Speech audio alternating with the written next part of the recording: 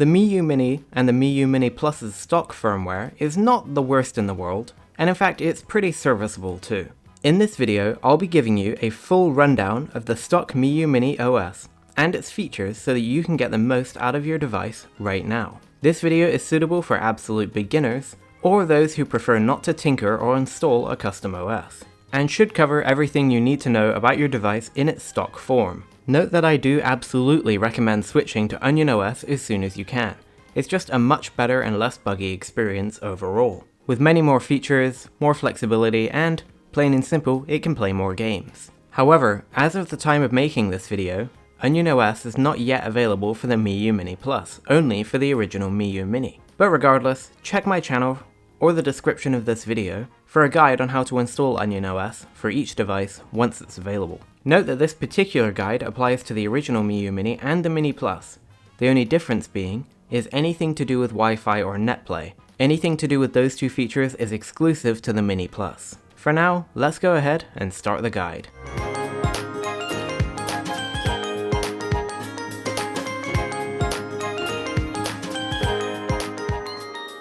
Hello and welcome to Retro Breeze. Before I start, I should note that things might look a little bit different on your device compared to mine. For example, there might be a different theme enabled, or different games might be available for different systems.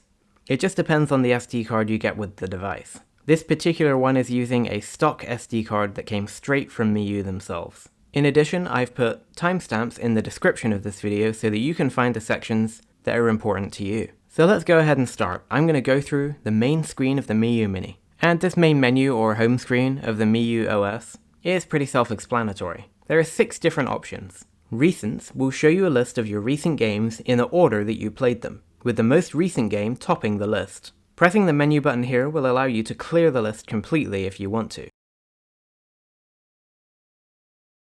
Favorites contains your favorite games. You can add a game to your favorite by highlighting the game in the game list, then pressing the menu button and add favorite. Whilst in the favorites list, you can press the menu button, then use remove to remove the individual game that you currently have selected, or clear to clear the entire list. But don't worry, you'll get a confirmation message before you clear the entire list, just in case you hit it by accident. Next up is the game section, and this is where you're primarily going to go to play your games.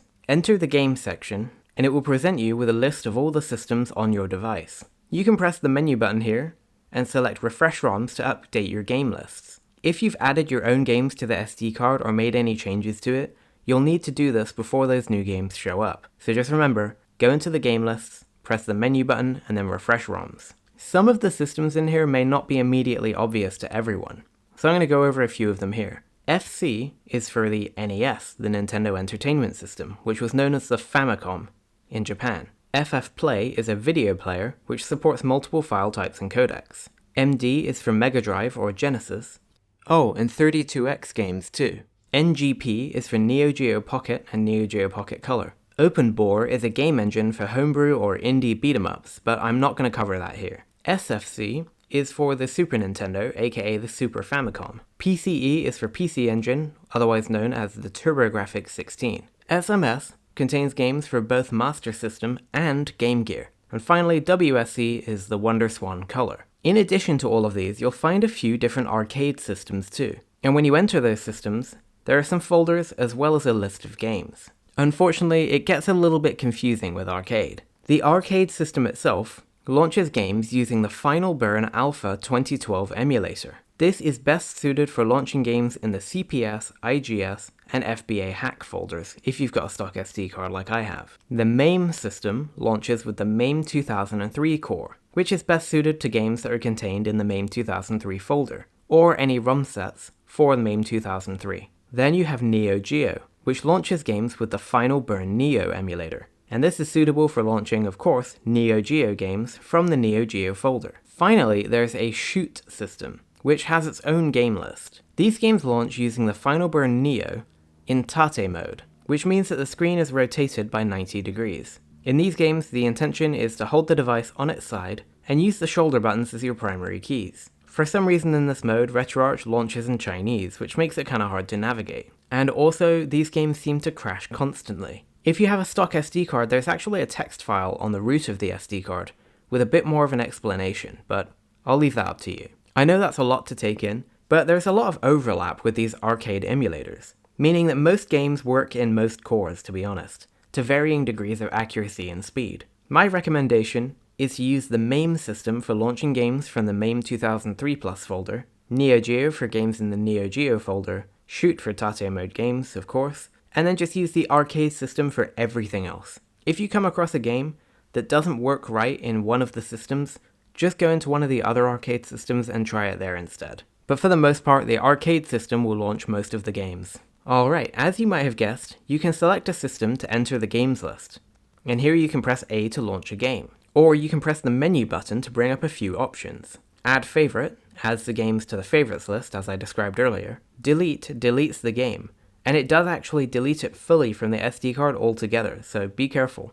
But don't worry, you do get a confirmation screen first. And the last option here is search. Simply enter a search term, using select for backspace and start to confirm, and any games in the current system that match your search term will be displayed. Note that any subfolders will also be included in the search. And also note that if you have a folder selected instead of an individual game, the only option in the menu will be to search, but that will still search the current folder and the folder you have selected and its subfolders. On the game list, you can press right on the D-pad to see the individual game and its box art in a different view. You can still scroll through your games like this too. By the way, my included SD card is missing box art for most games, but there's an SD card section later in the video which will show you how to add your own box art. So next up we have the RetroArch menu. This section contains all of the emulators that the stock firmware can support, including some that do not show up in the games section. You can think of this as an expert section. There are a few interesting things in here though, including an emulator for Pico 8, Game Gear, DOSBox, and more. Now, I'm not going to go into how all of these work in this particular video, and there's a few reasons for that. One, it would take a really long time. Two, it's kind of out of scope for a beginner overview of the software. And three, to be honest, if you're going to mess with all this expert stuff, you should just install Onion OS anyway, which makes it a lot easier. But if it's something that you're interested in knowing more about, let me know in the comment box below and I'll see what I can do. However, I am going to give you just a quick bonus. Here's how to play Pico 8 games on the stock OS. Make a new folder inside the ROMs folder on your SD card called Pico in all capital letters. Then drop your Pico 8 game files in .p8 format into that folder. Refresh the ROMs on the Mini, go into the RetroArch section, then the Pico 8 icon, and your games will show up here. They should launch just fine, although to be honest, the emulator that's included appears to be quite out of date and is missing a lot of comprehensive features. But anyway, that's how you do it in a nutshell. So next up we have the apps menu, and the stock firmware comes with two apps. File Explorer is just that, a two-pane file explorer. You can use A to select, B to go back, X to bring up a context menu with functions like copy, rename, delete, etc., and Y or menu to bring up the system menu, where you can select all, make a folder, exit the app, and more. You can use the select button to select multiple files at once, then use the context menu to manipulate them in various ways. For example, you could highlight a bunch of ROMs and then delete them, all at once. To be honest, you're probably better off using the SD card on your PC, but for simple tasks like deleting a file or renaming one, it works well, and you can exit it using the system menu. Something I do recommend doing, if you don't have access to a PC, is to enter the File Explorer, go into the Themes folder, and delete this one here. It's pretty inappropriate, especially if you're going to be gifting this to a child. Anyway, the second app in this folder is called the RetroArch App, and this is basically a cut-down version of RetroArch. If you don't know what RetroArch is, you can think of it as the software that runs all of the games on your Miyoo Mini. And RetroArch works by supporting various emulator cores, and each core can play a different type of game for a different system. For example, there's a core for Mega Drive, for Game Boy Advance, several for arcade as we explored earlier. An easy way that I like to think of it is that RetroArch is kind of like a theme park, and the cores are the rides inside the theme park. But anyway, you don't need to know a lot about RetroArch to be honest, because the Miyoo Mini Stock Firmware takes care of most of the tasks that you'll want to by itself anyway. But you can change a few settings in here. Going into the settings menu lets you change things like video and audio outputs and stuff like that. But it's important to note that most of the emulator cores have their own configuration files, and so changing stuff here doesn't always change it for each emulator. Personally, I would not mess around with this unless you know what you're doing. But if you do change any settings, you'll need to go back to the top menu, select Configuration File, and then save current configuration to save it. Sometimes though this does crash out of the app, but again, to be honest, if you don't know what you're doing, you probably just won't need to mess with this, so just leave it well alone for now. And so the final menu to explore on the Miyoo Mini Stock OS is the settings menu. Here you can change the brightness, connect to Wi-Fi, on the Mini Plus that is, customize your color settings like luminosity and saturation, change the key map, the menu background music volume, themes, hibernation, factory reset, or review your device info. There's also some fixes, but typically you should just leave that alone. By the way, something really helpful in this menu is the device info, specifically the firmware version, because there may be instances where you need to update the firmware.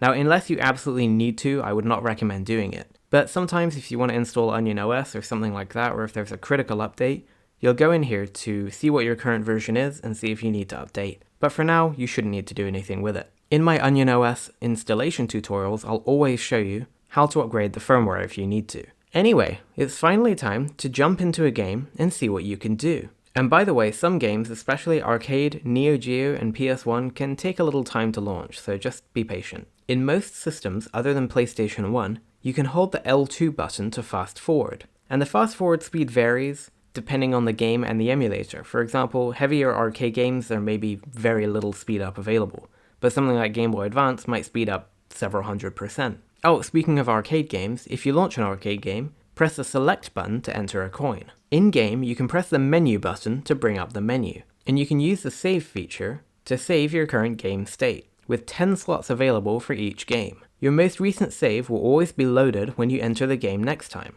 regardless of which slot it was made in. You can also load your games from the load option by scrolling left and right through your different save states. This might be useful if you want to go back to an early save, for example. The native menu option will open the native menu, and this might look familiar because it's that same RetroArch menu we looked at earlier. Most games use RetroArch and will look like this. There is a lot to go over here, including different options for each individual emulator, but there are also some useful features that I'll go over. For example, Restart will load the game again without loading a save state. Undo load state or undo save state are extremely helpful if you accidentally load or overwrite a save state that you didn't mean to. And I'm gonna expose myself here and tell you that I've been using RetroArch for years and I only just found out about this feature like a month ago, and it has changed my life. If you accidentally overwrite a save, or you accidentally load a save state that takes you further back in the game or something, you can just undo those actions. It's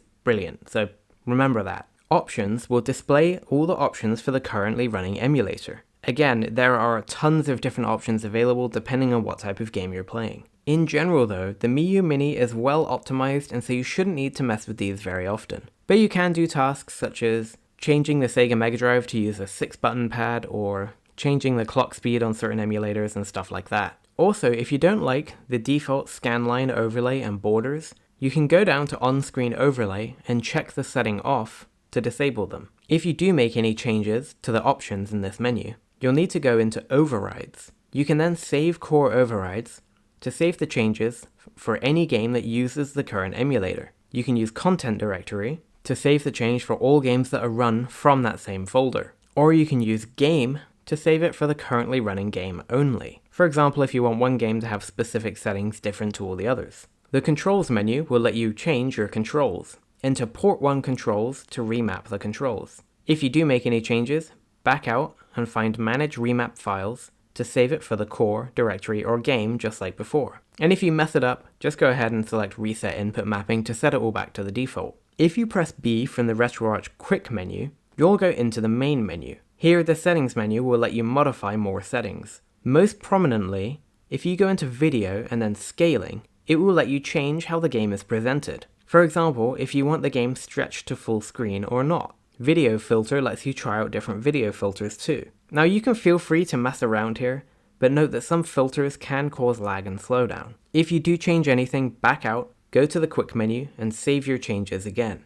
It's important to note that the Miyoo Mini Plus and the Miyoo Mini have a very customized configuration already set up for RetroArch, and so it's extremely important that you never use the reset to default setting here, because it will actually erase all of the customizations, including hotkeys, fast forward, and stuff like that the Miyoo Mini uses. so be sure to remember what you change, and if you mess something up, you're just going to have to go back in and change it back. In fact, even the factory reset feature won't reset your RetroArch settings, so just don't mess with this unless you know what you're doing. That's my recommendation. Selecting Quit RetroArch or Close Content will close the current game and throw you back to the Miyoo Mini main menu. So if you ever get stuck in a game and it's crashed out, but you can get into the RetroArch menu, you can exit it using this. The last option in this menu is Netplay, and there's a lot to cover with Netplay, and so I'm going to leave that all for another video. I know, you want to know how to use it, but there's just too much to cover here right now. However, I do want to set some expectations for you.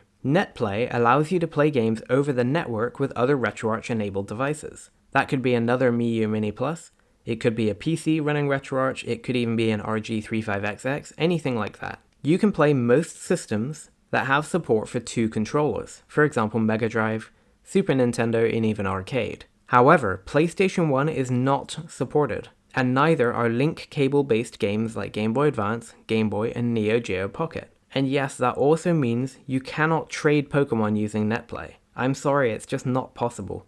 And to be honest, because of the way that the Netplay is set up on RetroArch, it probably never will be without substantial workarounds, if even at all. This may only be relevant as the time I'm making this video, but right now the stock firmware of the Miyoo Mini OS does not let you play games over the internet, only over your local network. So again, that's another limitation. However, this sounds more like a bug to me than anything, because you should be able to play over the internet too. If there's any change to this, like an update fixes it or something, I'll make a note in the comment box below, and of course I'll have a full Netplay tutorial out eventually anyway. But for now, just remember, you can play games over your local connection, and only for systems that support 2 players on 1 console, not link cable based systems. Alright, anyway, if you open the native menu for PS1, you'll see it's quite different from the rest. There are a few features and some extra settings available for PS1. In addition, at least on my stock SD card, there are cheats included for a huge number of games. However, the most important thing to learn here is how to change discs from multi-disc games. To do so, go into Extra Stuff and then Change CD Image. Here I have Metal Gear Disc 2 loaded, and it's asking me to insert Disc 1. So I go to the menu, select Extra Stuff, then Change CD Image and select Disc 1. PS1 games are found in SD card, ROMs, PS. And I happen to have a folder for Metal Gear. I select Disc 1 and bam, there we go.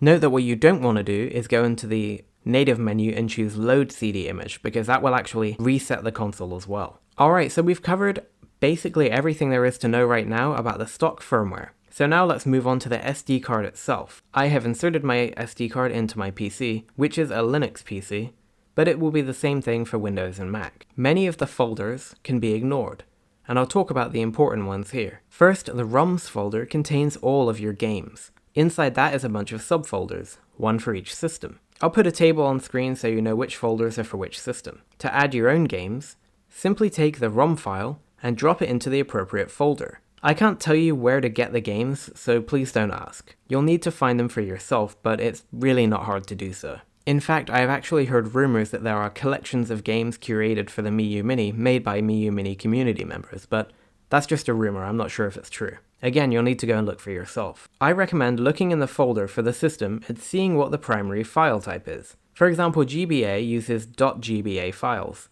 Super Nintendo uses .smc files. Just look for ROM files in that file type. Or just don't, because most of the emulators can support multiple file types anyway. But the point is, if you want to get new games, you need to search for them using, for example, game name, Super Nintendo, ROM, or something like that. And then what you can also do is add the file type in to make sure that you get a working file type. When it comes to PS1 games, it supports a huge number of different file types. But I recommend bringing .chd files for single disc games, or .pbp files for multi-disc games. And you can see my tutorial on screen now for how to convert your PS1 games to this format. However, again, the Miyoo Mini supports many different file types for PS1, including bin.q, image, and MDF files, so it's not absolutely necessary to convert them. As for arcade games, this is where it gets extremely complicated. I may make a video on it in the future, but for now I'm just going to skip it. The included SD card seems to contain a very large number of arcade games anyway, but if you do want to find a specific one to add, you want to find non-merged ROM sets. So for example, you want to look for a Marvel vs. Capcom non-merged ROM set, and that should get you what you need. I do have a video on arcade games for Onion OS, and it goes over a little bit of the technicalities of what makes arcades so complicated, so if you want to learn a bit more you can check that out as well. To add Boxart for your games, that will show up in the game list, place a JPEG file into an imgs folder inside the folder for the current system. The file name of the game should match the ROM exactly. For example, a ROM named 005 Sonic3dblast.bin should have an image file called 005 Sonic3dblast.jpg inside a folder named imgs, which is inside the Sega Mega Drive folder. For some reason, my stock SD card did not come with the images files configured for most games, so I had to create them myself and drag the images in, or find my own images and add them myself. Just to recap, each folder that contains ROMs should have another folder inside it called imgs with an uppercase I. Inside the imgs folder, you should have JPEG files that match the file name for your ROM exactly other than the file extension. So sonic1.bin has an image file called sonic1.jpg. If you want to download Boxart for all of your games automatically, and you don't want to have to mess around with dragging and dropping files, check out my tutorial on how to use Scraper, which is linked on screen now. The tutorial is for Onion OS, but it should work exactly the same for the stock OS as well. If you give it a try and it doesn't work, let me know, but in my tests it worked. The videos folder contains videos for use with the FFplay video player. Weirdly, mine contains the entire Street Fighter 2 anime movie in Chinese, but it doesn't actually work on the Mini. I'm guessing it's because of a codec or something like that. But anyway, if you want to watch videos on your Miyoo Mini, drop them into the videos folder. If they don't work or they don't show up, you might need to convert them into different file types.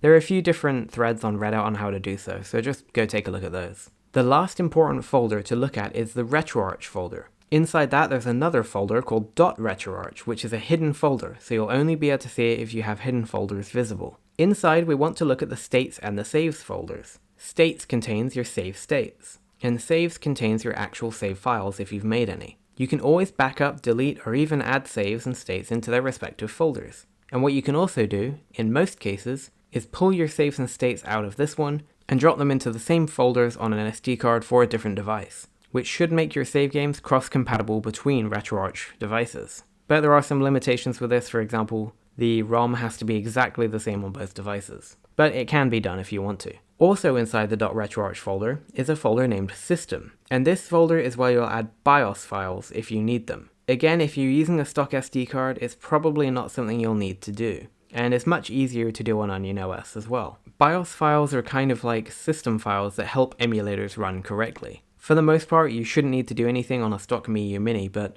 if you do end up needing to add BIOS files, this is where to put them. The last and most important thing inside the RetroArch folder is the retroarch.config file. This file contains all of the default settings for RetroArch on the Miyoo Mini, and this has been heavily customized specifically to work with the Miyoo Mini well. So you may want to include this file in any backups you make. And if you end up messing something up in the RetroArch settings, you can always just replace this file and everything should go back to how it was before. If you want to take a minimal backup, I recommend backing up the ROMs, apps, and RetroArch folders. Nothing else is really needed. However, this is really just the content. For example, your games and saves and stuff like that. If you want everything from the stock SD card to be preserved, you're just going to want to back up everything on it. I would just make a new folder on your PC and just drag the entire SD card on there, and you can keep that folder safe or compress it to a zip file or whatever, just in case anything ever happens to your stock SD card. I actually recommend doing this for your stock Miyoo Mini SD card when you first get it, just in case anything ever happens to it.